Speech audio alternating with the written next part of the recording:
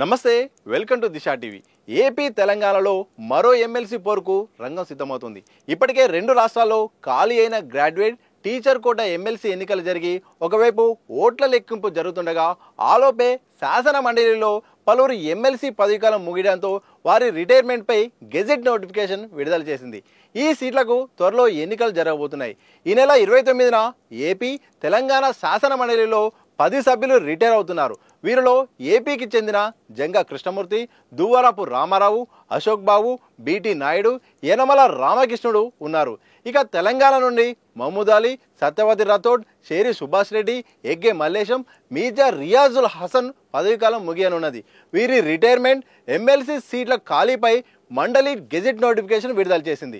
వీళ్ళ రిటైర్మెంట్ను మండలి నోటిఫై చేశాకే ఎన్నికలు నిర్వహించాల్సి ఉండడంతో ఈ మేరకు గెజెట్ నోటిఫికేషన్ ఇచ్చారు. దీంతో చెరో 5 ఎమ్మెల్సీ స్థానాలకు ఎమ్మెల్సీ ఎన్నికల నిర్వహణకు మార్గం సుగమమైంది.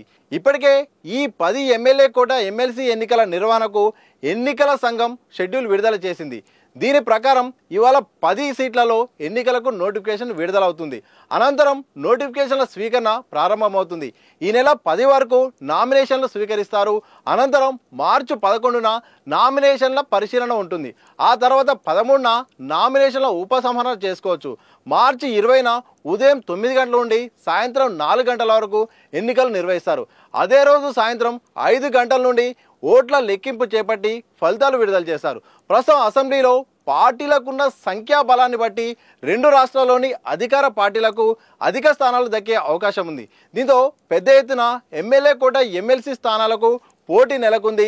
చాలామంది ఆశావాలు కూడా ఎలాగైనా ఈసారి ఎమ్మెల్సీ కావాలని కూడా ఆయా అధికార పార్టీలు మాత్రం వాళ్ళ స్థాయిలో లాబింగ్ అయితే మొదలుపెట్టారు. ఇటు ఏపీలో ఇటు తెలంగాణలో కూడా ఇటు కాంగ్రెస్ మాత్రం తెలంగాణలో మాత్రం చాలా వరకు మాత్రం ఈసారి ఎక్స్పెక్ట్ చేస్తున్నారు. పార్టీకి మేము సేవ చేశాము, గత ఎన్నికల్లో మాకు టికెట్లు రాలేదు, ఈసారి ఎట్టి పరిస్థితుల్లోనూ కూడా ఎమ్మెల్సీ కావాలని ఇటు లాబింగ్ చేస్తుంటే ఇటు ఏపీలోను టీడీపీ పార్టీ నుండి కూడా చాలా మంది కూడా ఈసారి మాత్రం ఎమ్మెల్యే కూడా ఎమ్మెల్సీ కావడానికి మాత్రం పెద్ద ఎత్తున మాత్రం వాళ్ళ స్థాయిలో వాళ్ళైతే మాత్రం ఒకరు లాబింగ్ అయితే మొదలుపెట్టారు.